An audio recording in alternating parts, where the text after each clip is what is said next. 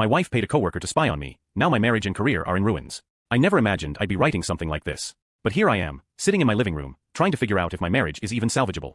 I'm 31. My wife, Valerie, is 30. We've been together for 8 years, married for 5. She's always been a little insecure. She was bullied as a kid for not being tall or blonde, and even now, she's convinced I secretly wish she looked different. I've spent years reassuring her that she's beautiful, that she's everything I want. A few months ago, a new coworker joined my team, Heather. She's tall, in her early 20s, pretty in that effortless way some people are. I never thought anything of it, she was just part of the project team. But the day Valerie saw her as she picked me up from work, everything changed. That night, she grilled me about Heather. Who was she? Did I like her? Was she flirting with me? I told her over and over, she's a colleague, nothing more. But the next month was miserable. Valerie would make passive-aggressive comments about Heather's looks, act standoffish when she saw my coworkers, and pointedly bring treats for everyone but Heather. It got to the point where Heather started leaving work at odd times, just to avoid any awkwardness. She even asked me once if she'd done something to offend my wife. I tried to smooth it over, but I could see she was uncomfortable. Then last Friday Brian, a coworker I trust, pulled me aside. He looked uneasy and told me he'd been out to lunch with Kate, another woman on my team. She'd left her phone on the table, and when it buzzed, he glanced over and seen a text from Valerie. It said, "Did you see him talking to her today? What did he say?"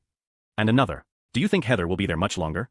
I felt like the floor fell out from under me. Valerie had recruited Kate to spy on me. When Brian told me, I couldn't even process it. But once I got home, I knew I had to see it for myself. So I did something I never thought I'd do. I went through Valerie's phone. The texts were worse than I could have imagined. Weeks of messages, little updates on everything I did. He laughed at her joke.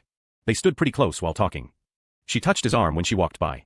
It was like reading surveillance reports about my own life. I felt sick. Suddenly, every weird moment at work made sense. Heather pulling away. Kate always hovering. All of it.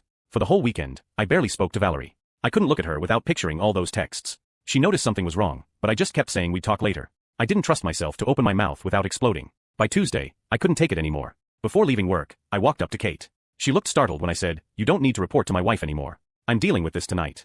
She stammered something about not knowing what I meant, but I didn't care. At home, I texted Valerie to come straight back after her shift. She kept sending me worried messages. "What's wrong? Are you okay?" But I ignored them. When she got in, I told her everything. That I knew about the spying. That Brian had seen the messages. That I'd read them myself. At first, she was defensive. She said if I had nothing to hide, why did it matter? That she was just worried. That I was overreacting. But the longer we talked, the more her bravado cracked. She started crying, saying she felt invisible next to someone like Heather, that she couldn't stand the idea of me finding her more attractive. She even tried to say she was protecting our marriage. We argued for hours. She demanded to know why I cared so much about Heather's feelings. She accused me of picking Heather over her. I told her this wasn't about Heather, it was about trust, and how she'd shattered it. Eventually, she agreed to couples counseling. She said she'd do individual therapy too. She apologized over and over. She offered to text Kate and tell her to stop, right then and there. She even gave me her phone password. But even as she said all the right things, I couldn't shake the sense that something between us had died. The next morning, Kate cornered me at work to apologize. I told her calmly that while I accepted her apology, our relationship